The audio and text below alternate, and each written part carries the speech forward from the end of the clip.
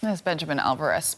South Korea's impeached President Yoon Suk Yeol is being released from prison after a court accepted a request from his lawyers to cancel his arrest. Yoon was arrested in January in connection with his attempt in December of 2024 to impose martial law, which investigators say amounted to rebellion. Yoon's lawyers argued he should be released while the investigation continues because the indictment process was taking too long.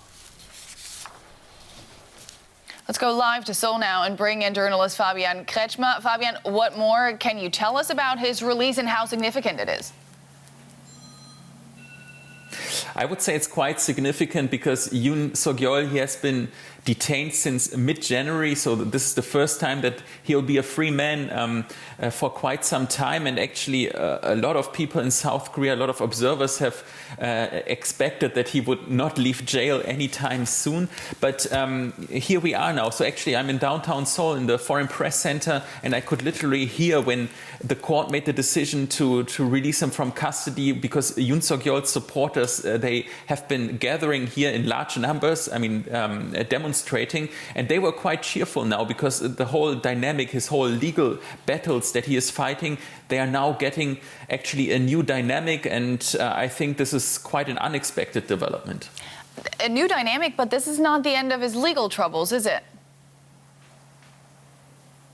No, definitely not. So he's basically fighting two trials. One is the impeachment trial against him. So the Constitutional Court is reviewing whether Yoon, who has been voted by the parliamentarians to impeach him out of his office, whether that was actually a lawful decision or not. And we expect that there might be a final verdict soon by the Constitutional Court, maybe even by the end of next week. And then if his impeachment is finalized, that means he's out of office, and then there will be new elections. But if the Constitutional Court will decide that his impeachment was actually illegal, then he could come back to office and get reinstated as a president. And then there's, of course, also the criminal trial that he's facing. So he's, or what critics say, that he is guilty of, power abuse and basically secessionist activity. So basically there's some the second aspect to him, and this trial is also ongoing, and probably will come to a verdict in the next weeks, maybe also months. And there, I understand he might be facing life in prison or even the death penalty. Now, Yoon and his lawyers insist this is a political witch hunt, that he did nothing wrong, he was just trying to defend democracy. How does the general public in South Korea see it?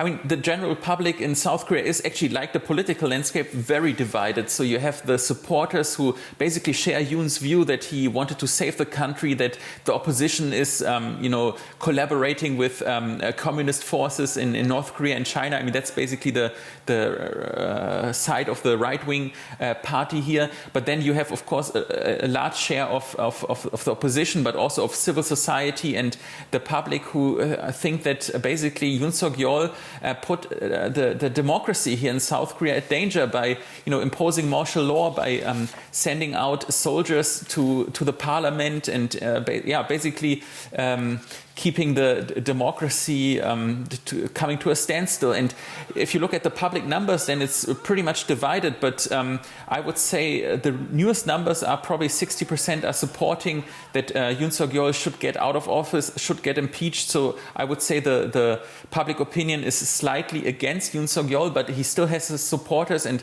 I would say has probably 1/3 to 40% of people who actually want to see him continuing in office. Major developments there in Seoul today. That was journalist Fabian Kretschmer. Thank you so much for breaking it all down for us.